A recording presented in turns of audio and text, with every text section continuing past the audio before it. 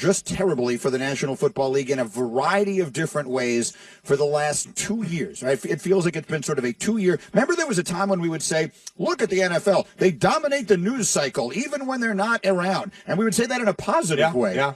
Now, my goodness, I mean, they dominate the news cycle for every wrong reason, and I think it is starting to have an impact. They are. They're taking a lot of PR hits. There's no doubt about it. And what you have to look at, that you can survive PR hits, but you have to wonder if the PR hits, what's going to cost you money-wise. Because I'll continue to say that. It always goes back to that. So what do all these hits, will it cost you? The declining ratings. I mean, you have money contracts that are TV contracts that are in place for I don't know how many more years, but those aren't changing. But what are the answers? The big advertisers. We talked about Papa John, where he says how he's disappointed in what's going on. Others have come out and said we're not. We're all fine with everything that's going on, and they're staying as partners. So that, to me, Mike, at the end of it all, is going to decide which direction this goes, again, by the amount of money that goes in the pocket. The landscape has changed. Who is going to do the best job of leading you in the future should be equally as on the minds of these guys as anything else, because that sort of hubris that we will just keep printing money is going to cost them in the end. So they need a capable leader.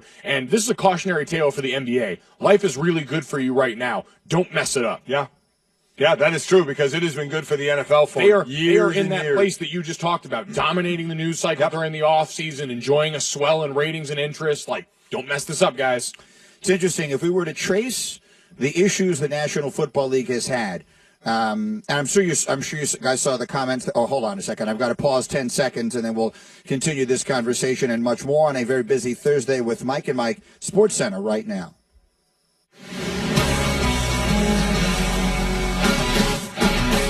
Kyrie, ridiculous handle, dribbles behind his back, he loses it, but chases it down near the sideline. Kyrie, O's and on, steps past Lopez, and scores off the window.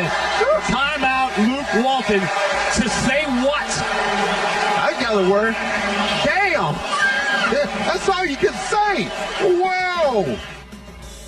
A very exuberant play-by-play on 98.5 The Sports Hub, but hard not to be as Kyrie Irving continues to dazzle, and the Celtics win their 10th straight game. They have the best record in the league.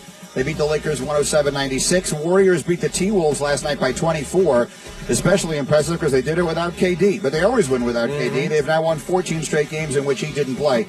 And as we are discussing, Jerry Jones has threatened to sue the NFL over the Roger Goodell contract extension. That is our current topic of conversation. Sports Center with Mike and Mike, brought to you by Discover. If you're a Discover credit card member, there is an important action you can take right now. Activate Discover's free Social Security alerts online. They're going to alert you if your Social Security number is found in any one of thousands of risky websites. Learn more at discover.com/free alerts. Limitations do apply. That one was on me. Mike, and Mike Golick Jr. is here as well. That wasn't, as the rest of the country joins us here, I kind of got the mechanics of the clock screwed up there. I didn't go where we were supposed to go there. There will be an anonymous quote dished out to the papers a little later about that one. Watch the Sports Center reporting on that a little bit later in the morning. Anyway, to go back to what we were talking about with Jerry Jones and Roger Goodell and everything else. Rich Hayes tweets at us, Roger Goodell should walk away, write a book about what goes on behind the scenes. He would become a bestseller. I don't think he would do that. I don't know why he would want to do that. Listen, as far as writing a book. Yeah, exactly. But walking away, over the last 10 years, the only two people in sports who made more money than Roger Goodell were A-Rod and Kobe Bryant. Yeah. Roger Goodell, just from 2006 to 2015, made $212 million. You know how it is, though. You make a lot of money. There's nothing wrong with even wanting more money. And let's say he doesn't make – remember, the number kind of fluctuates. We all keep saying the $44 million. He didn't make that every year since he's been commissioner. No, he only made 34 the other 34 the year before. He makes a lot of money. So now, yeah, you've made a lot of money, but what if you're still offered – 25, 30, 35 million. I mean, you walk away from something like that. I don't know. Listen, I'm not in the man's shoes. I don't know. He's taken a lot of arrows. Some deserve, some he does that he takes them for the owners. That's his job to do.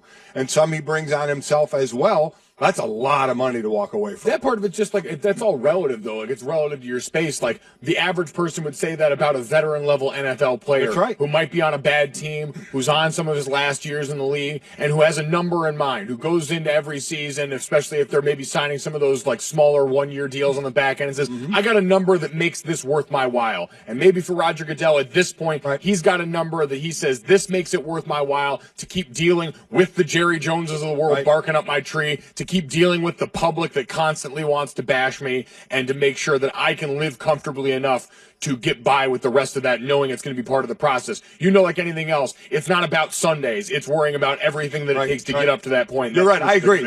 I agree. There is that number that, he and his wife and family, because they're all part of this as well, to just say, okay, maybe this is worth staying. Maybe we don't get that. Maybe we just walk away. So a lot of people, as I raised that question, and again, for those, there's always a new audience joining us, I want to make it clear, I don't believe he's going to be gone. I believe that he is going to continue in that job. I agree. He'll get the extension, and he will be the commissioner. I agree with that. But it is an interesting exercise to try and figure out who would they want if he were to be out. Let's just say, for the sake of discussion, he just decides, you know what, I'm done with this. I obviously don't have the support of a lot of the most important people in that room. I sit here and I get ripped to shreds every single day, taking one bullet after another for these owners. I'm done with that. I'm walking away. Who would go? Because there has been a never-ending succession about people who in these jobs of people who've been in the league office for years. Adam Silver was in the league office for years. Rob Manfred, the league office for years. Roger Goodell's been working in the NFL office since the 80s. So I don't think they have that person now. So a lot of people are suggesting Bill Polian. A lot of people are suggesting Condoleezza Rice. I'll tell you who I think would actually be. Why are you not shaking your head? Shit. This is going to be in-house. No doubt. Define in-house. It's going to be someone who's there. In the office? We don't know that person. You have 32 owners. Well, 31. You have obviously the Green Bay Packers, but they have a representative. 32 owners who are going to look at a bill. Listen, Bill Polian and Condi Rice would be fantastic to head things. But you have to appease 32 different owners. And what do these 32 owners want to do? Control the person that they're hiring to do that job. That's going to be an in-house job. I don't think there is any doubt about that. Well, in my opinion. I don't know a lot about who the current in-house candidates are. I don't either. Do we know a lot about Roger Goodell? Well, yeah, years ago. Inside did. Yeah. Okay. He's been groomed for I'm not forever. inside. I mean, there may be somebody inside that's being groomed. I have no idea. I find it hard to believe that there isn't somebody on the inside who may be rising up the ranks here. I don't know. Well, and to that point, who established? It's kind of like anything else when you get down to where the league is now, because you just said it. This has kind of been a low point PR-wise and in a number of other ways for the NFL. So if Roger Goodell were to leave them high and dry, who looks at this situation and says this is a breeding ground for success? Like, we talk about this all the time with assistant coaches in the NFL who look long and hard at the job that they are potentially going to get. We see it with Sam Darnold, who's talking about staying in school another year so he doesn't have to play for the Cleveland Browns. Would someone like an established person like Bill Polian or Condoleezza Rice look at that from the outside and say, oh yeah, I want those problems right now? That's what I'm saying. I don't think it's anyone, like hilariously, in the early 90s, when the Major League Baseball owners staged a coup and forced Faye Vincent out, they put one of their own guys in. Can you imagine one of the owners now, Bud Selig is who we're talking about, can you imagine one of the owners now doing that? Can you imagine Dan Snyder saying, yeah, I'll become the commissioner? Yeah. Would be crazy? Yep. I mean, these guys would never consider doing that. So you need someone who's from the inside. You need someone who understands the way everything works on the inside. You need someone who they trust. You need someone who is going to be a good forward-facing person.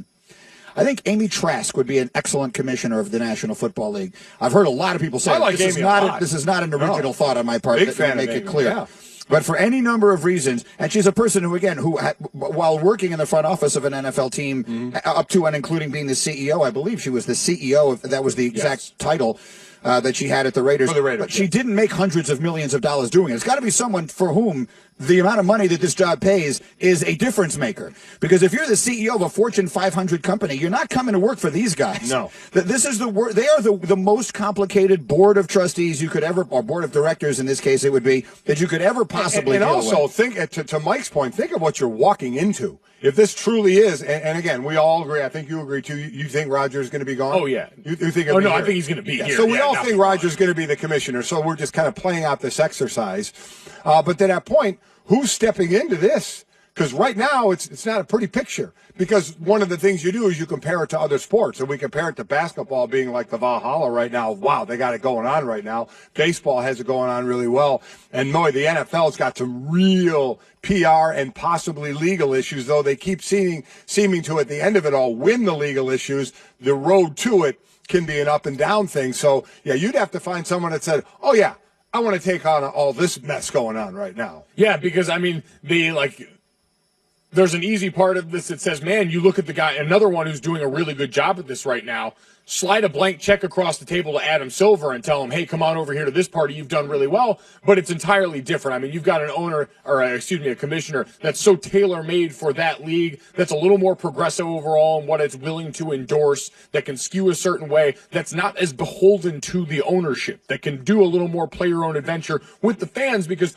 ownership's a little bit neutered by the power of the players in that league, and that's never going to be the case in the NFL because of the injury risk. So, to take it all the way back to the beginning, where does this go? Jerry Jones is he's threatening to go after the league. He is threatening potentially even legal action against some of the other owners.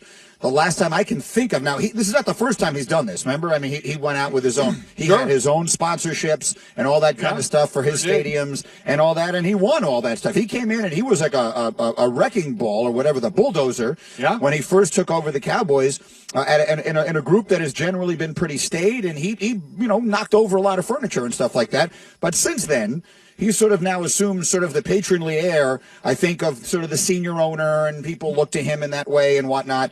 This is a total change. So, I mean, this can't just disappear into nothing. He can't just threaten to sue them and they say, okay, we're not paying attention to you, and Arthur Blank signs the contract with Roger Goodell, and then everyone says, okay, that's done now. I mean, there has to be some ending of this. They absolutely can. No, but then my point is, and then they can't all just say, okay, well, so we did that, now we move on. I mean, something else is going to come out about this, and I'll be curious to see what it is. I think like anything else, you can. This is a major fight. That doesn't mean that after the major, it's like in a locker room, I compare everything down to a locker room, a major fight. After the fight's over, okay, we're still teammates, all in it for the same thing. If Jerry Jones loses this, or wherever which way it goes, it's not like they're all still not going to be pulling on the same rope to try and make their $14 billion. So, I mean, if you're an owner sitting there on that compensation committee, and listen, these are strong-willed guys as well. They're sitting there going, you're going to do what by tomorrow? You're going to serve us with papers for what? What are you suing us for? Go ahead. Let's see what you got. That's what I mean. I mean, and when you're saying these 32 guys are all pulling on the same rope, the difference between a locker room and the owners is, in a locker room, you're all listening to the message of one leader and you're expected to do one person's vision. These guys are 32 different guys with 32 different visions of what they should be doing right now. I don't know that they're all pulling on I know they aren't pulling on the rope in the same direction right now. Right. And I don't think they will be next week, regardless of what the outcome of this is. No, and to your point, listen, football teams, sports teams all have leadership councils, groups of captains, what have you. And if you had one in that group who decided to basically turn around and say, nah, I'm not with all the rest of you, either you can get with me or I'm going to try and burn this thing down. After the fact, you can maybe earn trust back over a course of a long period of time, but that's also dependent on the personalities involved. And what we've seen from Jerry is he's already a personality that doesn't seem like he's going to be willing to get back in line and just do everyone else's bidding again. That doesn't seem to be his bag. All right, let's go on the field as we continue next in a moment here with Mike and Mike. There are several enormous games, about as good as Saturday as you're ever going to get in football. And there is one game in which Golick has absolutely everything at stake. We'll preview that, and you hear from both coaches as we continue next on Mike and Mike after a word from Pennzoil. So, guys, winter is coming, and Pennzoil Synthetics makes this the time for performance. Very true. With cold start protection and excellent performance in extreme temperatures, Pennzoil Synthetics keep your engine purring no matter the weather. This winter, you've got bigger things to worry about than making sure your car is going to get to the game, like which game you're going to see, football, hockey, basketball, all those seasons.